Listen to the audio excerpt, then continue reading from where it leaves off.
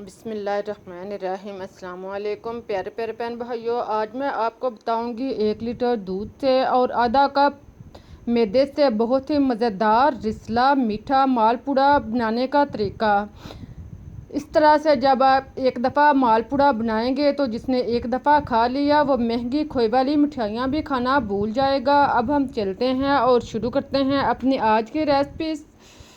इसके लिए आप चूल्हे पर कढ़ाई या कोई भी बर्तन रखें जिसमें आपने रेसिपी बनानी है। इसमें आप 1 लीटर दूध फुल क्रीम मिल्क डाल लें। इसको आप बॉईल कर लें।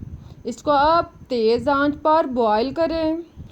दूध ऊपर उठना शुरू हो जाए तो आप चूल्हा कम कर दें और इसको आप चम्मच के साथ मिक्स करके इसके अंदर मलाई जो है वो मिक्स कर लें। अब आप चूल्हे को नॉर्मल हालत में काट दें और चम्मच लाकर आप इसको इतनी देर तक पकाएं कि ये दूध जो है वह अपनी आधी मकदार में रह जाए, असली मकदार से अपनी आधी मकदार में रह जाए। आप देख रहे हैं कि दूध जो है वो अपनी आधी मकदार में रह चुका है और दूध अब दानेदार भी हो चुका है, यानी दूध जो है वो गहरा हो चुका है।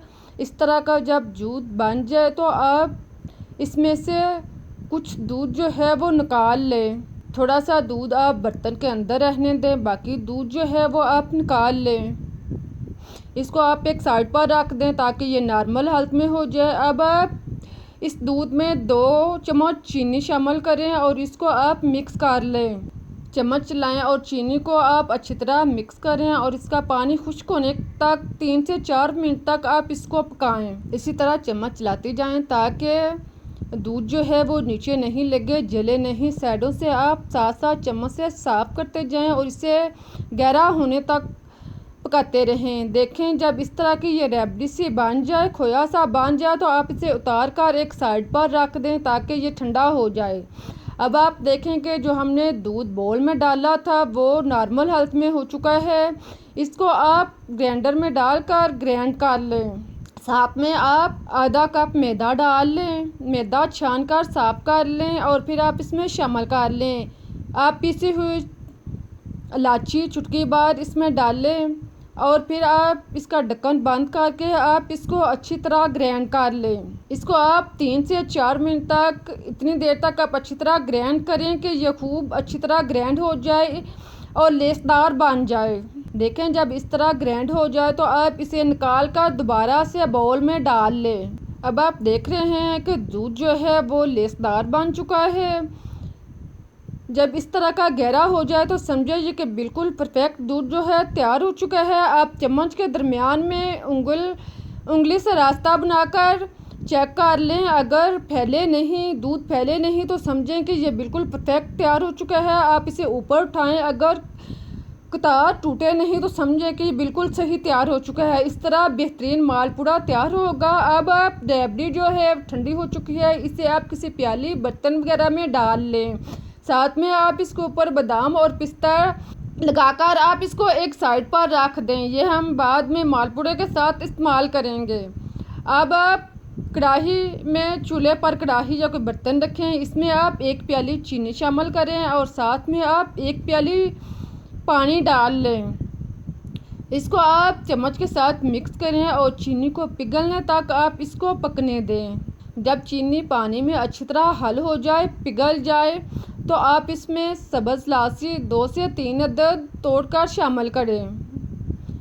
साथ में आप चुटकी भर फूड कलर डाल लें और आप इसको मिक्स कर लें। अब आप इसे 4-5 मिनट तक पकाएं ताकि शीरा जो है वो तैयार हो जाए, लेसदार बन जाए। ख्याल रहे कि आपने शीरे को ज़्यादा गहरा नहीं करना, इसको लेसदार बनाना है। आप इसे चम्मच उठाकर देख लें या आप इसे हाथ के साथ चेक कर लें। दोनों उंगली के साथ अगर ये चिपकना शुरू हो जाए तो समझ लें कि ये तैयार हो चुका है। फिर आप इसको उतार कर एक साइड पर रख दें और ढक दें ताकि ये ठंडा ना हो। अब आप कढ़ाई या पैन में घी को नॉर्मल गर्म करें। ऑयल या घी को नॉर्मल गर्म करने पर अब आप इसमें एक बाउल इस तरह का डोंगा भरकर नॉर्मल साइज़ का एक तार में डालते जाएं। अब ख्याल रहे कि डोंगे को आपने इधर उधर नहीं करना, इसे एक सीधी तार में डालते जाएं तो ये एक नॉर्मल सी रोटी की शक्ल में बन जाएगा। देखें कितनी अच्छी और गोल सी रोटी की तरह ये बन चुकी है। अब आप इसको फ्राई करें। इसको नॉर्मल आंच पे, तेज़ आंच पे फ्राई नहीं करना, हाई लो आंच पे आप इसे फ्राई करें और साथ में आप चम्मच के साथ इसके ऊपर घी डालते जाएं ताकि ये अच्छी तरह फ्राई हो जाए और ये फूलता भी जाए। आप देखेंगे कि जैसे जैसे आप इसके ऊपर घी डालते जा रहे हैं तो ये फूलता जा रहा है। जब ये एक साइड से ब्राउन हो जाए तो इसकी साइड चेंज करें और दूसरी साइड से भी आप इसे फ्राई करें। साथ में आप इसको चम्मच के साथ ऊपर से हल्का सा दबाएं।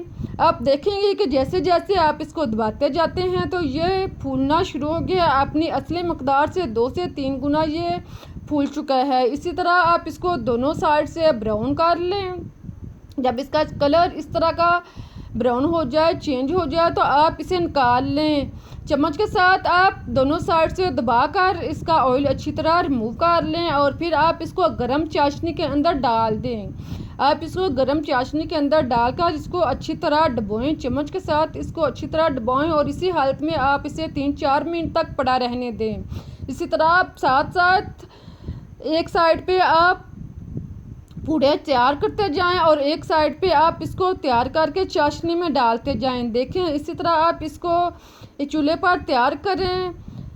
इसको आप ब्राउन कर लें और फिर आप इसको निकाल कर चाशनी में डालते जाएं। इसी तरह आप इसको 4-5 मिनट तक इसमें पड़ा रहने दें ताकि ये मिठास जो है वो अंदर अच्छी तरह जज़ब हो जाए और ये रिसला और नरम हो जाए। फिर आप 4-5 मिनट के बाद इसको निकालते जाएं। आप देखें कि अब कितना अच्छा मालपुड़ा जो है वो तैयार हुआ है। अब आप इसको निकाल लें। अब हमारी बहुत ही मज़ेदार और टेस्टी मालपुड़ा की रेसिपी तैयार हो चुकी है। इसके ऊपर आप बादाम पिस्ता लगाएं और फिर आप इसको रेबड़ी दूध के साथ जो हमने खोया बना के रखा है इसके साथ आप इसको खाएं। आप इसके ऊपर चम्मच के साथ भी डाल सकते हैं। देखें कितने अच्छे और मज़े की रेसिपी तैयार हुई है। जब आप इस तरह से मालपुड़ा बनाएंगे तो हलवाई की महंगी खोए वाली मिठाइयाँ भी खाना भूल जाएंगे। आप बहुत ही मज़ेदार और टेस्टी मालपुड़ा जिसने एक दफ़ा खा लिया वो आपकी तारीफ़ किए बगैर नहीं रह सकेगा। आप इसको प्लेट में डालें, इसके ऊपर आप खोया रखें और फिर आप इसके गिर्द चाशनी डालें। अब आप इसे चम्मच के साथ तोड़ें। आप देखें कितना अच्छा रिसला और नरमो मुलायम जो है मालपुड़ा तैयार हुआ है। इसके ऊपर आप खोया लगाएं और मज़े के साथ नोश फरमाएं और मुझे इजाज़त दें। लेकिन आप जाने से पहले रेसिपीज़ को लाइक करें, चैनल को सब्सक्राइब करें और इसे शेयर करें ताकि मैं आपके लिए इससे बेहतर और मज़े की रेसिपीज़ आपको टाइम तक पहुंचा सकूं। इस दुआ के साथ कि अल्लाह आपकी और हम सब की दुख और परेशानियों में आसानी फरमाए।